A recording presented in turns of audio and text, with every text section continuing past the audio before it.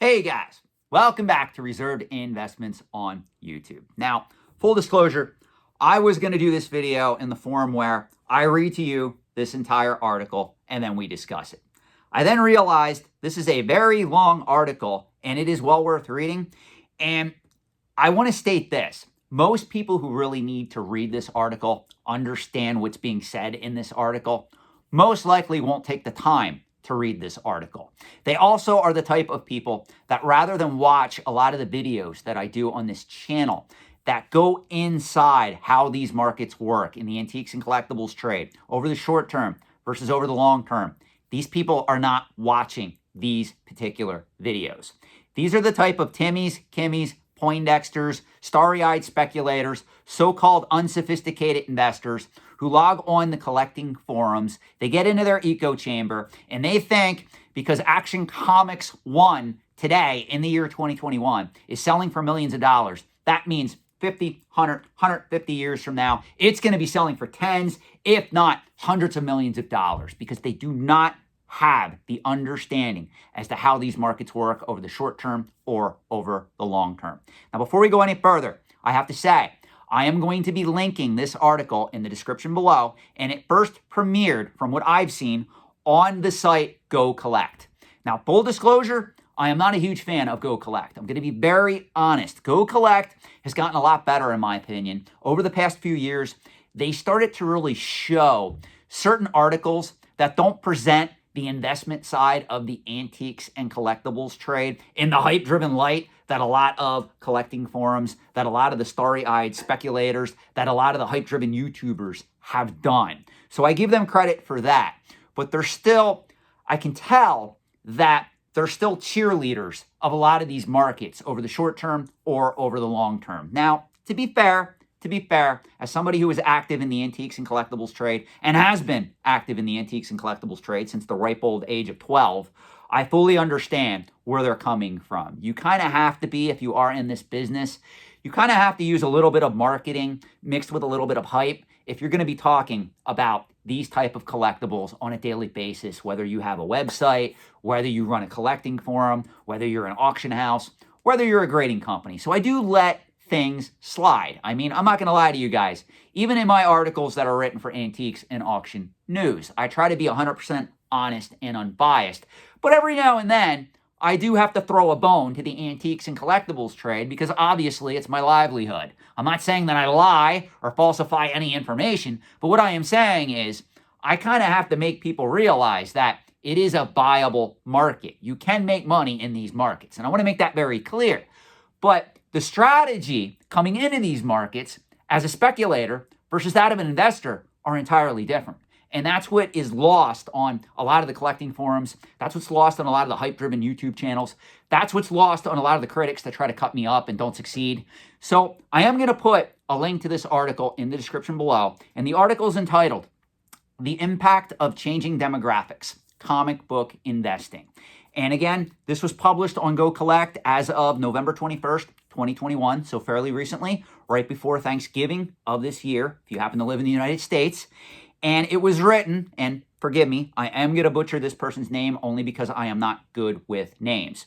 It was written by Joseph Overaitis. I don't know how I did with the pronunciation of that name, but from what it would appear is Joseph is a very knowledgeable collector and investor. He writes a lot of articles I've seen that have premiered on this particular site, and I will tell you, he is a licensed attorney.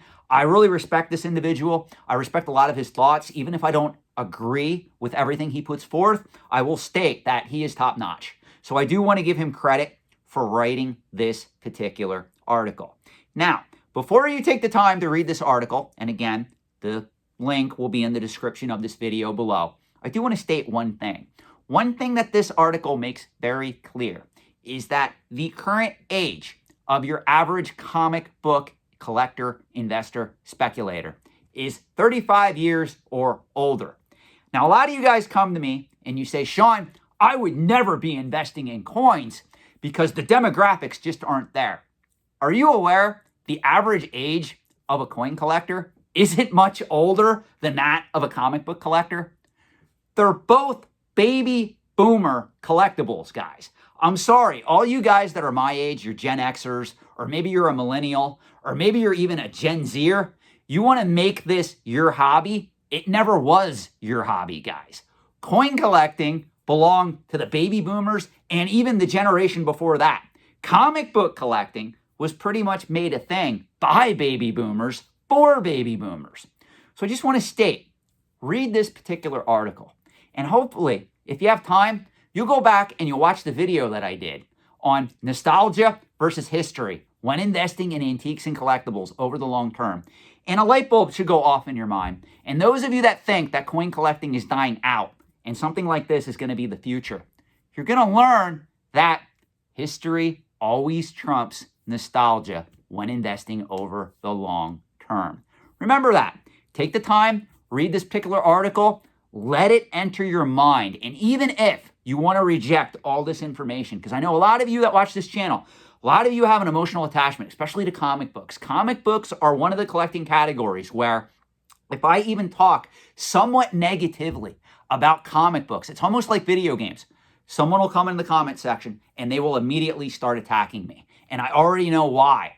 Because they're not separating out their emotions from that of logic. Again, guys, it's very easy to buy anything in the antiques and collectibles trade. You can register for a free account on Morphe's auctions, Heritage auctions, Comic Link, Hakes, and you can call yourself a quote-unquote investor. The money is made, though, when you go to sell that item back into the market. And that's when either the market punishes you or it rewards you. And a lot of you guys, I hate to say this, a lot of you guys are not understanding that. So I hope this article at least helps get through to a lot of the comic book collectors out there that come into my comment section and cut me up and say, you don't understand, Sean. How many people are going to go see the new Batman movie? Or how many people are going to go see the new Superman or Spider-Man movies when they are released? I don't doubt that. The problem is younger collectors, the generation that you want to capture to come into these markets long term, they are not identifying with these superheroes the way that you did through a lot of these vintage comic books. They are identifying them through movies, video games, and the like. And that spells very bad news for a lot of you who think 20 years from now, 30 years from now, 40 years from now, a copy of Action Comics 1 is going to sell for $50 million or $100 million. I'm sorry, guys. The fundamentals are not there. For crying out loud, a copy, one of only 13 known copies of the original U.S. Constitution, just recently sold for $43.2 million at auction. It was a record-breaking sale. Why was it record-breaking? Because it's the U.S. Constitution. And some of you want to argue with me that comic books or Pokemon cards are going to be on par with that over the next 10, 20, 30, 40 years. I'm sorry. You are not understanding how these markets work. You are way too emotionally attached. So please take the time, read this article. Let me know what you think in the comment section below. And again, I want to give credit once again to the author of this piece. The piece had premiered on Go Collect, and the author is Joseph Overaitis. And I apologize, Joseph, if I am butchering your name. I do know you're a lawyer. Please don't sue me, bro. I love you, love your work, but I do apologize for butchering your name. But please, guys, take the time to read this article. And if you run into Joseph, I don't know if he's active on the CGC collecting forums. Please give him a nod of acknowledgement for writing one of the best pieces on the changing demographics of comic book collecting and investing. Thank you for watching. Have a great night.